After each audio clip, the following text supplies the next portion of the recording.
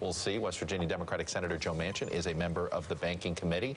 He's been part of the different bipartisan talks that have been going on there, and he joins me now. So, Senator, what can you tell me? I'm told we're perhaps 40 minutes away, that at 10 o'clock this morning, Rita McConnell could come to the floor to announce that the deal is done. Is it that close? Well, I hope so. I hear it is too, Chuck. You know, there's 14 of us. We have 7 Republicans, 6 Democrats, and 1 independent. So it's about a 7-7. And we all have been in agreement. We've been working very close together.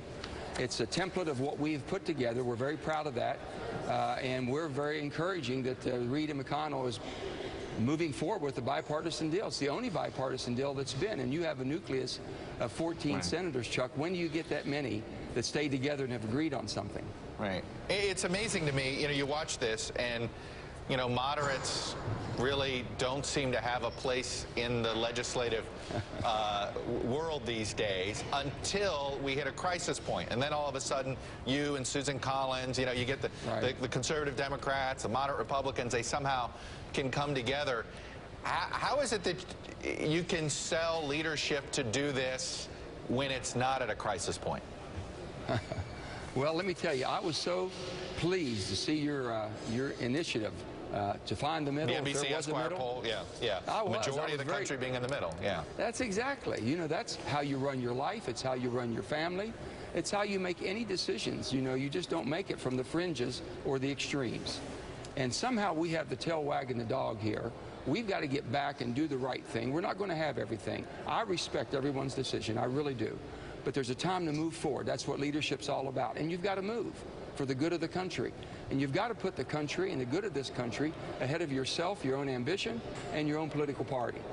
And it's a shame we have to hit a crisis to do that, Chuck, but do you see how quick the only place you can get a decision is in the middle? You found that, and that's where we are today, and that's the 14 of us been working in the middle. It's interesting to me why do you think the Democratic Party has been so united? You know, I'm old enough to remember when Democrats used to not be able to stay united on any given moment, on any given issue. On this stuff, though, there's been, is it because it's been more of a centrist approach? Chuck, let me just say this. I'm probably the most independent, as you know, in the center. And I just truly believe that my colleagues and friends on the Republican side, for whatever reason, overplayed this.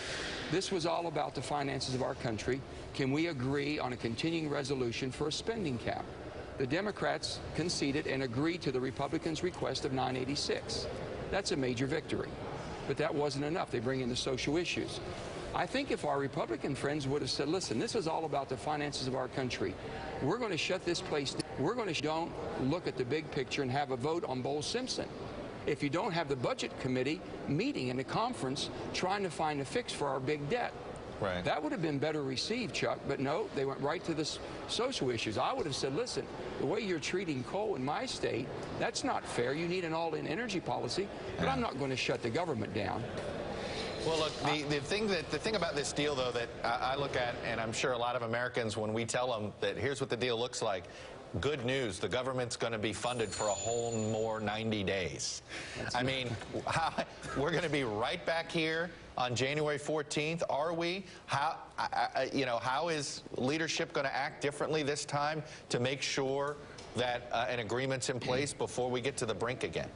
Well, let me tell you where I think things are, Chuck. The bipartisan group that we've been working in the Senate, the 14 of us, an awful lot of this is our template that we've worked on, and we're very proud of that. But basically, we said you have to have a budget conference. You know, Democrats were getting criticized for not getting a budget.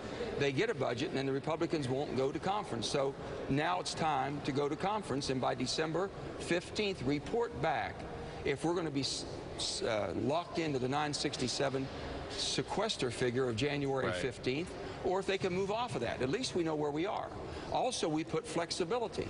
If you can't move off of that number, at least give our military and our agencies a little bit of wiggle room to make sure they can maneuver. That we put that in there too, Chuck.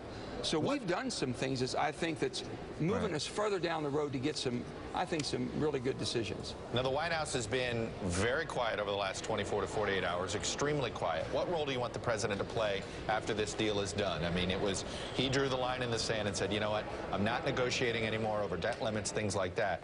So what's the path forward now? What's the role you want him to play going forward? Well, I think he has to, and I think he will. I would assume that he is very pleased that there is a bipartisan movement. The 14 of us, and now you have Reid McConnell, which we intend to back wholeheartedly. We've got to see what they come out with, but we hear everything is good. You know, the president was basically saying, listen, I've run 2 campaigns. Whether you like Obamacare or not, there's things I don't like in it. There's things I would want to change. I think it should have been a transitional year rather than a mandate, but there's a lot of that. But this is not the place to shut down government over that, and that's all he said, is don't shut it down over this issue or any special issue. You want to talk about finances? I'll talk to you all day long about finances and how we get this country back in shape. That's a fair request there, and it's just awful the way this thing is divided, and it's awful the way that we of Congress have moved apart. And I've said this, Chuck. Yep. I didn't sign on. I didn't sign on to be a member of this body, the Senate, to come here and then allow pain to be invoked on the people I took an oath to serve. And also, I truly believe, if we allow this to happen, we should all have a gut check of why in the world we're here. Why did we come here? And maybe I'm guessing you must miss being governor. Those were the good old days, Chuck. Those were the good old days. I've never met a former governor who serves in the Senate who seems to like the Senate better than being a governor. My buddy Chris Christie said that he would commit suicide. I said, we won't do that yet, but we might be on watch, suicide watch. I was just going to say, there's some people that are wondering if the legislation everybody was writing was putting us on that track. All right, Joe Manchin, Democrat from West Virginia, thanks for coming on.